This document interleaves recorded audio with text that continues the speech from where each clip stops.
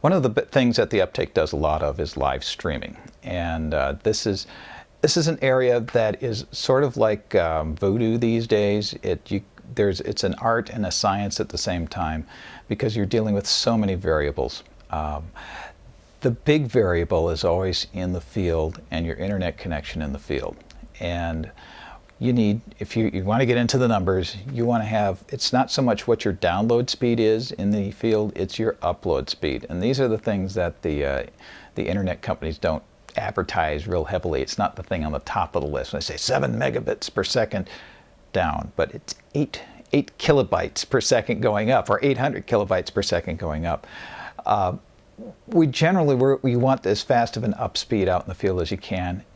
And if you can, you want to be wired to the internet as opposed to wireless, because then you have a better, more reliable signal.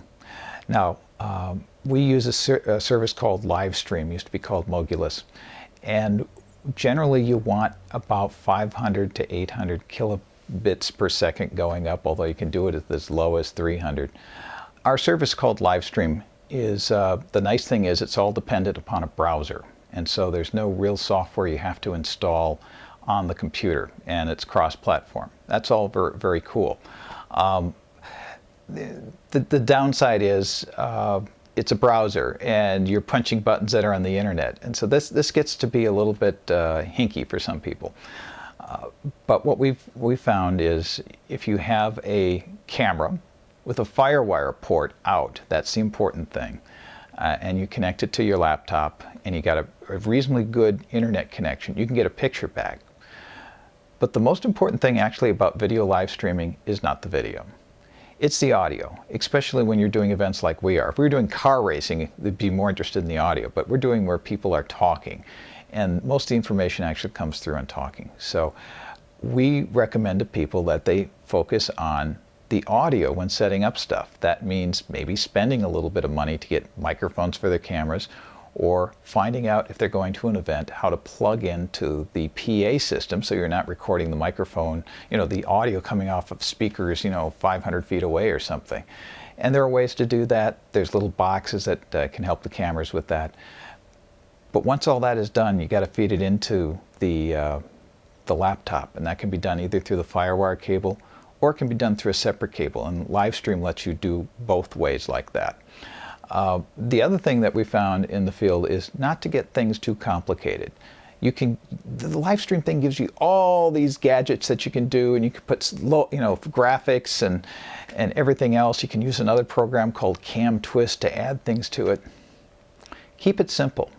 Just make it happen, because having the event there is 90% of what people want. Getting all that other stuff, that's great, but don't worry about it to begin with. Just get it to happen.